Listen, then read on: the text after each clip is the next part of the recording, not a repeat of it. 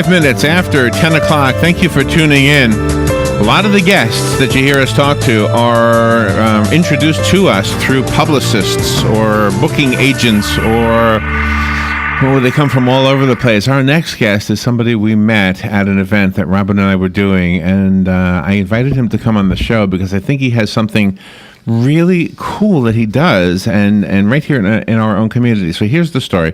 So at Robin's church, which is St. John's Lutheran Church and School, there's a school there too. They had an event 2 weeks ago or so in which children, there were 85 children, who had one thing in common, and that thing is that they had one or both parents that were currently incarcerated. And so Robin's mom is part of the planning group for the church. And what they do is they have an angel tree, and there's angels on these Christmas trees, and each angel has on it a wish from a child who will not get that wish fulfilled unless somebody takes that angel and goes and buys that gift and gives that child a Christmas, because these children have stressed circumstances because of the fact that one or both parents is in jail. Okay, so Robin and I were there to play music to make it, Christmassy, etc. And so we were there for that. And that's all I really knew. I didn't know anything about the backstory. Well, let's go back to Donald Trump's appearance. Was it the Southeastern Livestock Pavilion? Is that where he was? And we were listening to some of the speakers at the event, and one of them was Bishop John Jackson. And that morning we were talking about how impressed we were with what he had done, and some of the others who we knew. Anthony James also I think he did the pledge. And I love the way he did it because he included everybody in on it. Mm-hmm. And we were just very, very impressed with what everybody had done. And then we get a call from Bishop Jackson. And so that was probably the first time maybe you'd spoken to me, but I can't connect anything right now. But that was it. So when he introduced himself to me at the event at the church. And then he told me that this whole Angel Tree ministry, helping out the children of incarcerated, there's a bigger, better, more amazing meaning. It's not just about giving toys to kids. And it just struck me as, wow, how did you come up with this idea? This sounds like something God whispered to you or something. So that's why I invited Bishop John Jackson to come into the studio. And I have his business card here. It says you are with the Christian Emergency Network. And good morning. And you're right here in Ocala. And we're kindred spirits in that we're both from New York. Yes. Good morning, sir. How are you? And good morning to you. How are you? Good to see you again. Yeah, thank you. Thank you for the opportunity. All right, so I probably did a horrible job explaining the Angel Tree plan, the program there, but can you tell it now? Just tell it where the idea came from and your work with prisoners? Sure. Once again, good morning. Prison Fellowship was something that was started by Chuck Colson, of course, of the old Watergate situation right. there. He spent about 15 years incarcerated, and he felt that he had a divine inspiration to touch the lives of people after he came out, that he could do something instrumental. So the concept was developed as to ministering to people in the prisons. So as the years progressed, I picked up on that, got involved with Prison Fellowship. I've been doing working with Prison Fellowship in a volunteer capacity and Angel Tree for approximately 15 years. I did it in New York as well as South Florida and here in Ocala. Wow. And so just recently, last couple of years, I have been made the area coordinator for Alachua as well as Marion County for the prison ministry for those who want to go in prison, and also for the Angel Tree program. And the idea behind it is that weekly we're in the prisons, and we deal with the 3 prisons that are in this area. Ocala happens to be a prison town, good, bad, or indifferent. It is what it is. And prisoners more than those that are in jail. And generally you're in jail for up to approximately 2 years waiting for your sentencing. Prison is when it gets extensive. Your lifers are 10, 15, 20 years, so on. And that is where I felt the call to be involved, because looking at society and our ministry locally as a church, our function is to, in my last 5 messages on Sunday in my 6-part sermon series, fix my family. So the core of everything is family. And when I'm inside and I'm looking at individuals, and having grown up in the inner cities of New York, from, the tenements, the projects, the whole 9 yards, I've seen some horrific activity. I've seen what happens when families are no longer working together, what happens when, something traumatic happens in families. So going on the inside, touching the lives of individuals really got to me, and be a mentor, life coach inside. I teach a 7 areas of life training type of skills on the inside to the inmates, with the idea of restoring their faith in themselves, building up their self-esteem, because you can take money and credit from an individual, home, cars, land, as long as they have their hope. But when someone loses their hope, it's a wrap. Wow. Because they will descend into the abyss of life, if you will. Can I ask you to talk about something, because I think this next question will help us focus a little bit more on the specific thing you did. It sounds like you've got your fingers in a lot of things, and that's awesome. We should have you on more than once. But you told me that each inmate who was represented by an angel on that tree also wrote messages to the children that they read when they picked up their packages. So in other words, the congregation at Robin's church, including her mom, by the way, would have got an angel off a tree, read, "Oh, this child wants a teddy bear," or whatever, and so then she goes out and buys it, wraps it up, and then the prisoners themselves, the parent, puts a message on the package. Am I right? Okay. When I do an in-prison sign-up, we go in and we have a form that the inmates complete. And what I tell them, there's a little section on the form, is the message to their children. So what I tell them, I said, I want you to make believe that your child is standing in front of you right now. Yeah. If your child was looking you eyeball to eyeball, belly to belly, what would you say? And you cannot say the same thing to each child. There has to be something different, because child's ages are different, and so on, your memories of them. So what would you say? And that's what I make them put down on their form. So therefore, when the forms go into corporate, come back out to the churches that participate in the Angel Tree program, I have church coordinators that function underneath me that I check with, making sure they get the allotted children that they desire. On those forms have that message. And then what the volunteers do, they prepare the angels. They write the child's name and the message. So when the child receives the gift, they get the message as well. That is powerful. And, in the world of the non-incarcerated, I guess you would say, the person you want to please the most is your parent. In the incarcerated world, it sounds like the person you want to get the approval of the most is your child. Yes, because I use an analogy to individuals where I say, in our normal course of life, everyone's carrying their own little monkey on their back, if you will. And I said, when you became incarcerated, your monkey or monkeys turned into a 500-pound gorilla on the backs of your parents, family, other siblings, what have you. So, let's get off of the why is me, woe is me mentality of what happened to you, that you got incarcerated. I think you're more upset that you got caught.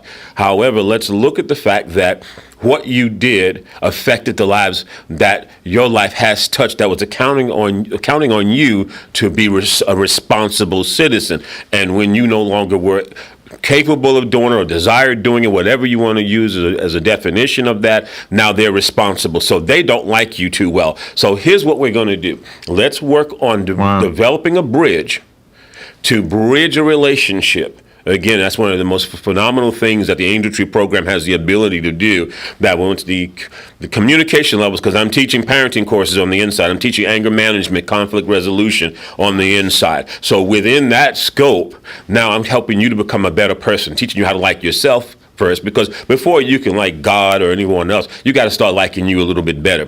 So once you start liking you a little bit better, now you can entertain the idea of God. Now you can entertain some things that happen to you dysfunctionally, that you're a mess. So smart. I when you explained it to me at the church, and as you're explaining it now, it makes total sense. How you thought of it, though, I don't know that anybody would have thought of that. It's an ingenious idea, really. Do you remember what it was that made you think of the idea? Was it 15 years ago? After repeatedly going in, I saw the pieces. And I said, we need to bridge the gap because the organization was doing different things already, but there was still a gap of the impact of it being felt. Martin Luther King said something very important. He said, to change someone, you must first love them, and they must know that you love them. So anyone that wants to go into prison connected with me, they're going to have, you're not going to do it like you're doing them a favor. Because they're going to know. They're very shrewd people that are incarcerated. And they're going to know if you're real or not. They're going to know where your heart is. They're going to know. I mean, we're in there now ongoing several years. We have once a quarter a Sunday service. And in the women's, 150 women come at 9 o'clock in the morning voluntarily to a worship service that we do quarterly. Wow. So they know where we are. And we treat them as they're still human beings, as they're people. And so when that message goes out, that bridging that begins to take place. Now with the Angel Tree, we go out and meet the families. Some of the churches do a little bit different. Some have big parties and invite the families in. But I like to go and penetrate into the community and touch the families right where they live in their comfort zone. So when we go in, we can look at what the need is, talk to them about what's going to happen, and assess the situation in the home that we can offer other services and resources that may be available through partnering agencies and relationships that I have in Marion County. So within that, they can get a better look, and the children begin to see that parent a little bit better. Now, hopefully, we'll get them to write the parent a little bit more often. Hopefully, we'll get them to start visiting the parent, and the ones that are the caregivers now see things a little bit different. Says, okay, well, maybe I should move towards forgiveness now. Let me help on that. Because one day we're hoping, and one of the last phase that we is reentry. So we're structuring a reentry thing, whereas when they come out, what's life going to be like for them? What is the quality of life going to be like for them? How are they going to be received? We had someone that's recently coming out. If anyone, someone from Rikers Island, because I used to go to Rikers Island in New York. Oh. And one of the top corrections, I think it was the captain, he said to me, I hadn't been in New York in a lot of years, and it's like when you grew up somewhere and you're used to getting on the subways and buses and so on. I got pushed in the train, I got pushed off the train, and I was like, what happened? So I grew up here. It was like, didn't everybody know that I'm from New York? And but you didn't change. I totally forgot what it was all about. The city changed, I think. But the incarcerated individuals, when they come back out into a mass population, after having their life totally controlled from the time that they get up to the time that they go to bed at night. It's another world. So if we're going to reduce recidivism, there has to be some restorative justice in place. And you have to have that family strength. Like you said, you go out and you meet the families, you talk to the children, you talk to the caregivers, because all of a sudden the caregivers had their life, and then because of a mom or a mom and a dad that they're in prison, now this caregiver has this child or these children to take care of, and now their plans have to be put on hold sometimes. Their financial situation is strained, and you can't blame them for getting bitter toward the person or people that are in jail. Absolutely. It's totally disruptive. I mean, when you're, some of us that, for example, us AARP card carrying members, that when you feel as though you've raised your children, we look forward to the quote unquote golden years that we were promised. And now you find yourself raising your children's children. In some cases they weren't parented or weren't in ideal situations. And now you either have to go back and get a job, because your retirement money, if there's anything, Social Security is just not enough to do it. You're trying to figure out what's available to you. But, more than the monetary standpoint, it's the emotional side of everything, because of the suffering that goes on and the hatred that develops within children, the bitterness, because now when children go to school and people find out, they're not always so kind when they find out someone's parent is incarcerated. Or it's almost become the norm in certain communities. Oh, yeah, well, my dad's in prison, or my mom's in prison, or both is in prison. And so I know what it's like having, no one's been incarcerated in my circles of growing up, but I've seen it so much. But I do know what it's like to have parents or people that have been in family that is disengaged with your activity. I was a talented athlete, and no one in my family ever saw me play my sport. Never came out to a practice or to a game or anything. And I came off the field one day, and I remember this one kid and his family was just waiting for him. Oh, no. Joey, didn't you have did such a anybody. good job, and we're going to go have ice cream and what have you. And I'm looking, my elbow pads had come off, my arm was bleeding, I was a had nobody. tailback. So I'm running around. The only injuries he sustained was the splinters that he got when he fell off the bench. So there was nothing else that happened. So, and then they looked at me and they said, I bet your family is very proud of you. And I remember my heart sinking Oh my gosh. at that moment. So I can fast forward to the fact that these children, what's happening to them in their inner man, their personal self, the conversation, the private conversations that they have when nobody's looking. Because I remember as a kid sitting in my closet and singing songs alone as a child and Really? having certain conversations and with myself that I didn't have with anyone else, and my imaginary friends that I created, and a number of things because I was alone. Gosh, your story is so amazing. I think what you are now is because of those trials and tribulations you experienced as a younger person. I believe so. I think that gives the compassion. That's where the question I asked you at the church was, how did you ever come up with this ingenious idea? Now I know how, or at least I know where it comes from. I still don't know how, but I think it comes from that background that you just gave us a little peek at. I really do. Is it possible for you? You mentioned something to me at the church that you can't help everybody. There are just some people that you're never going to break through to them. So don't tell me about them. Tell me about somebody who you did break through. Maybe you can. I don't want you to tell the person's name, but maybe there's one story that surfaces in your brain that's, oh my gosh, this guy was a hardened criminal, and then you just said, write a note to your daughter or write a note to your son, and it really broke them and made them a different person? Oh, there was many. In particularly in the case of moms, I teach about the umbilical cord connection. And I teach the fact that a woman, women are relational, men are physical. So when they're giving birth to children, there's going to be a lifelong connection with the child. Mm-hmm. I'm trying to build up within them their esteem and their right to still parent, even if the child's being raised by someone else. Because one of the biggest things that comes to me is, well, they don't talk to me. My mom's raising, my aunt's raising, so I'm not their mom anymore. I said, you are forever the mom. Good for you. So Yeah. what the success story was, different ones who had given up ever being able to talk to their child again, their child started writing them. And I said, don't talk about the negative things that happen. Stop apologizing about what happened. You cannot change the past. Right, you right. cannot make up any lost time. So here's what you do.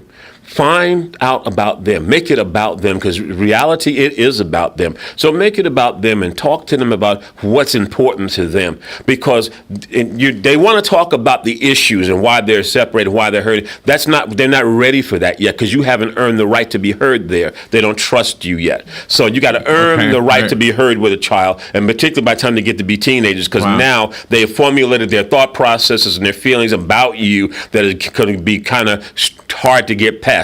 Talk about them. Everybody wants what's in it for me. Everybody likes to talk about themselves. Talk about them. And when they find out that you care enough about them to hear them, then they'll open that door and begin. It's going to take time, so you got to work with persistence and work with patience and give that opportunity for that door to open. And when that door opens, don't run in it. Wait till you're invited in it. Then when that opportunity comes, and now I want to talk to you about something, bam, start sharing other things. And then, first of all, take the low road.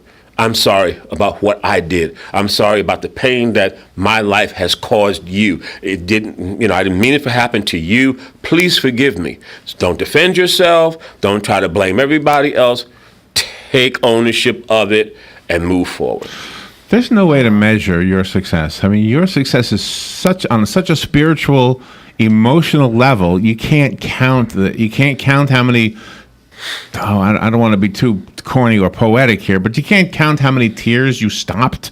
You can't count how many people stopped committing suicide. You can't count how many relationships were repaired. Yeah. I mean, we can count how many homes were broken into, but we can't count how many homes were not broken into. Yes. And that's what I think you're doing. You're doing the uncountable, and it's really an ingenious thing. I opened partially with saying we're kindred spirits, having grown up in New York, Yes. but in a way, you grew up a totally different experience, just a few miles from wherever I grew up on Long Island. You grew up in Harlem, I think you told me. That is correct, right? yes. Mhm. Okay, so we're 20 miles away from each other, two totally different experiences Oh, yes. in life. How could I, with my background, ever be a student of yours and try to do what you're doing? I'm guessing if you have disciples, or maybe that's not a good word, or people who work with you to try to duplicate what you do, they almost have to come from the same background you did. Now, many people do feel that way, but surprisingly enough, most of the people that do come a part of it don't have that experience. Just have compassion. They have the compassion, and they'll come and they'll say to me, show me the way. How do I do this?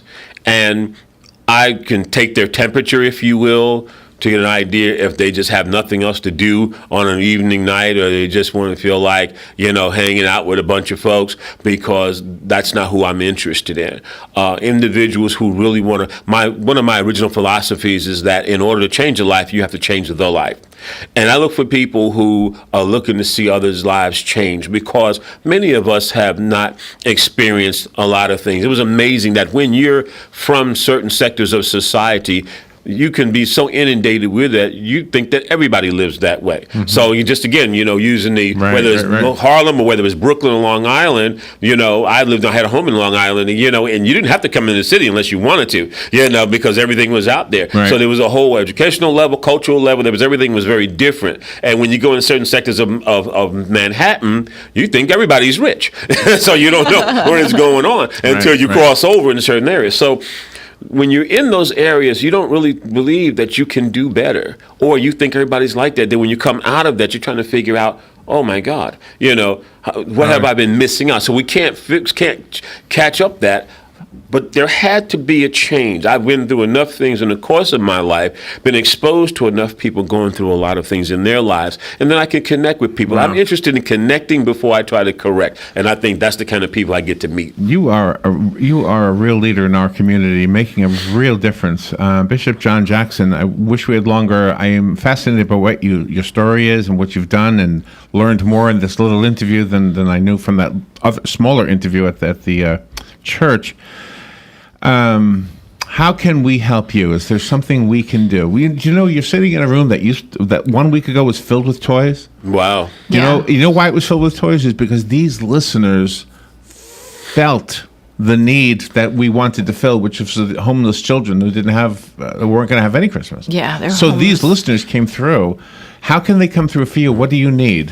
Well, we're always looking for volunteers that want to be involved in the in-prison programs as well as the Angel Tree program, because as the year is coming to a close, we'll start it up all over again. We're always looking for more churches that want to get involved. This year, we're trying to take care of 400 children in Marion County alone.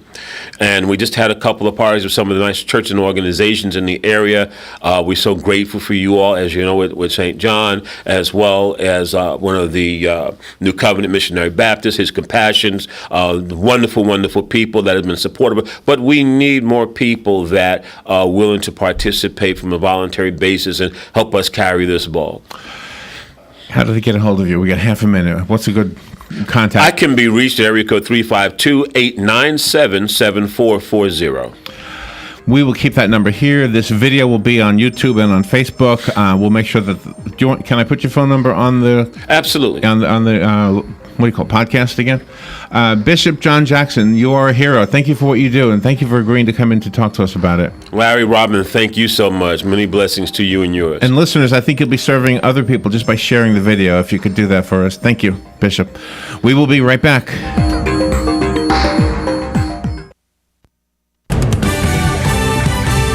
Fox News Radio, I'm Pat O'Neill. Electoral College members today expected to formally make